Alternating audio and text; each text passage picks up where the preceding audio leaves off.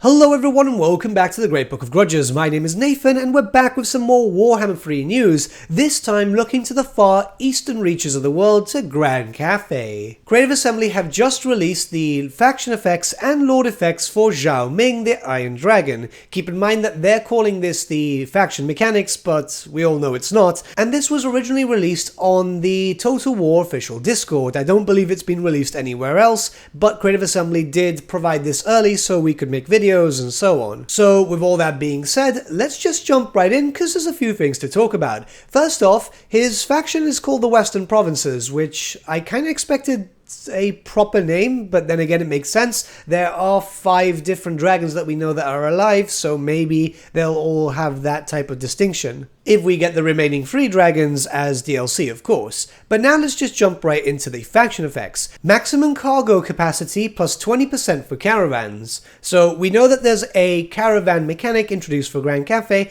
and obviously it makes sense for Zhao Ming to have an extra capacity for them, considering that all caravans leave through his locations. So far so good. This next one's quite powerful. Hero recruit rank plus 5 for Alchemists. So that's presumably going to be quite strong because obviously this is faction wide, but we don't know exactly what building it is to build the Alchemist, so it could be further tiered. However, that being said, plus 5 rank, that means that you're going to be able to have, well, a lot of the lore of magic itself already unlocked. We're obviously going to have to wait and see, and obviously there will be other modifiers, but early on, rank 5, this means that you're going to have them at rank 6 at the very beginning, so yeah, this is going to be quite cool. Let's move on though. Upkeep minus 25% for Ogre Mercenary units. So this was kind of expected considering that we know that the Great Moor has been kind of messing with his head a little bit. The Ogres themselves were always quite expensive. I don't believe any other faction, at least in Warhammer 2, has any modifiers to reduce their upkeep. So this early on, especially at the very beginning, considering that it's quite easy to trigger an Ogre Mercenary camp,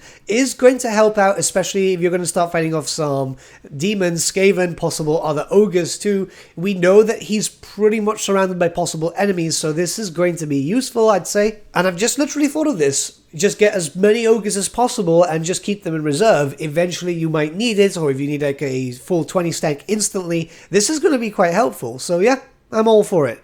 Lastly, armor plus 15 for melee units. Yeah, pretty good. We already know what this is. The fact is we know that he's going to be more melee based. So let's move now down to lord effects. Magic item drop chance plus 100%. That's pretty good, and I mean, if the magic items are a bit better, some of them are quite good as it stands from Warhammer 1 and Warhammer 2, but more variety would obviously be better. Upkeep minus 25% for melee units in Lord's army. I don't imagine that stacks with the Ogre Mercenary thing. I really don't think so. But even then, that's a really good modifier, especially since we know that the best way to play as Cathay is to have a mixture of both melee and, obviously, range to have them mixed up for that harmony mechanic. And then finally, harmony plus 3 for yang. We know that harmony is affected by both yin and yang, so this already puts you at a benefit for yang, but remember that there's supposed to be positives and negatives to this. If you have too much of one, then you'll start getting negatives from the other. I think Dragon Bro's effects look cool. I'm more interested in him than I am for, say, Miao Yin, to be honest, in terms of starting a campaign. But then again, we haven't seen her mechanics just yet. But let me know what you think about Dragon Bro in the comments below, and let's start a bit of a discussion.